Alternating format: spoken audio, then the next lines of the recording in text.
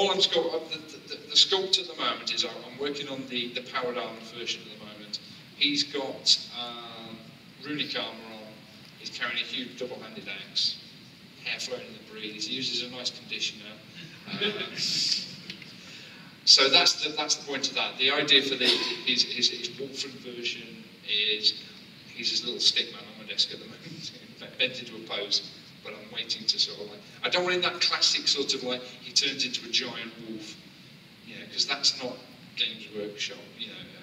If you look at the Wolfen, they're not sort of like American Werewolf in London with big long snout or something like that. Also, there's the guys at Rackham make those kind of werewolf type models. The stuff I'm thinking of in my head, I want to show like the black carapace. So he's got all those implants there, whereas you put a marine armour on, they'd be fitted. So as he sort of grows, you'd still have those metal implants fitted into the spinal column, or you have like implants shown in the back of that.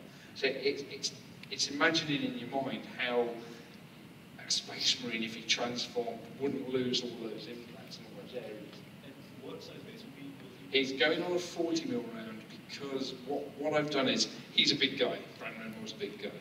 But if you're having a combat situation and he turns Wolfen, you've got to sort of replace him in the same footprint, same place.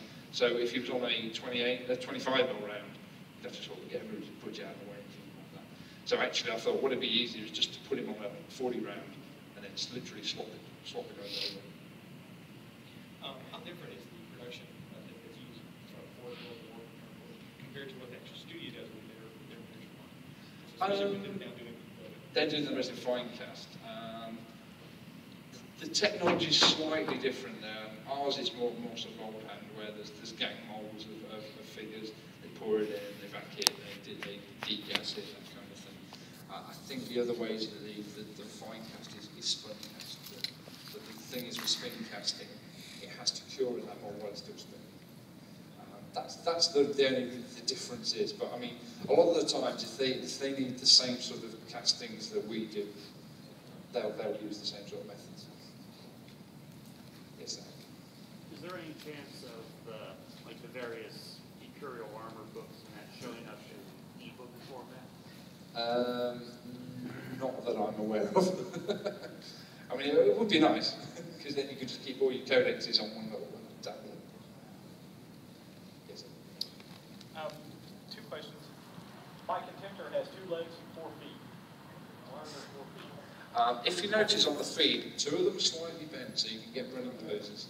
Oh, okay. There's a left and right bent foot and a left and right straight foot. They look pretty simple.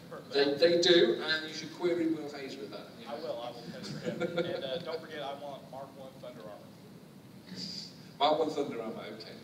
On your to-do list. Any chance of the Space Marines getting a flyer that has AA capability?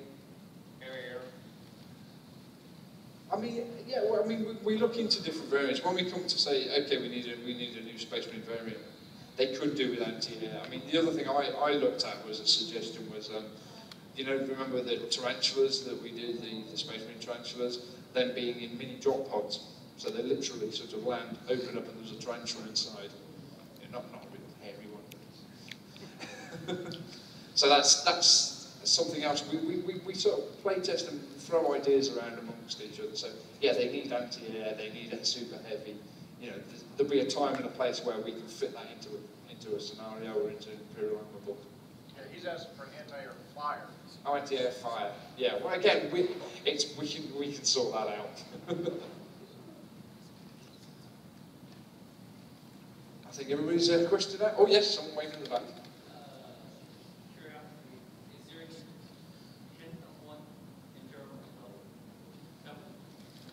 Well, you saw the Tantalus. That's a little killer. We are working Dark Eldar maybe. But yeah, I think that's the suggestion at the moment. We're not firmly set on what it's going to be, but we'd like to maybe do Dark Eldar. I mean, the reason why the Codex has been out a while now, the errata's sorted out, the studio's now sort of coming to the end of everything they've made. So I think everybody's collected all their Dark Eldar. They need some Forgeworld resin now. Yes. Sorry? there plans for the Armageddon Warfighter less Imperial Armory to be a workshop stop supporting? Again, it's difficult for me to answer because I'm not sure how the rules questions go and how they change these things. And so I can't answer that one, I'm afraid.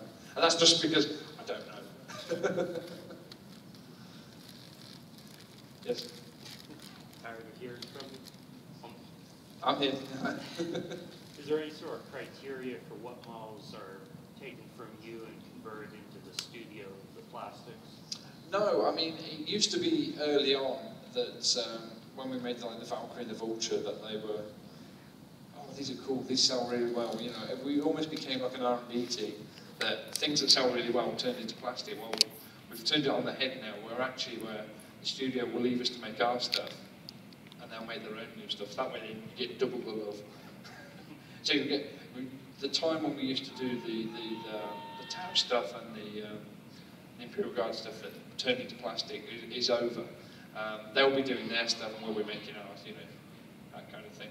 That guy holding his arm up, oh, it's dying here. For Warhammer, what do you guys have planned for Beastmen and Demons? At the moment, I can say we haven't thought about them. And that's not because we don't like them. I mean, it's, at the moment, the great thing with Storm and Magic is we can now make any creatures we like, and you can bind them to any armies you like. So, Demons and Beastmen, there's one of the guys in our place, he collects Beastmen, so he's quite happy to do more Beastman stuff. Demons, I've got a demon army, so I'd be quite happy to do more demons.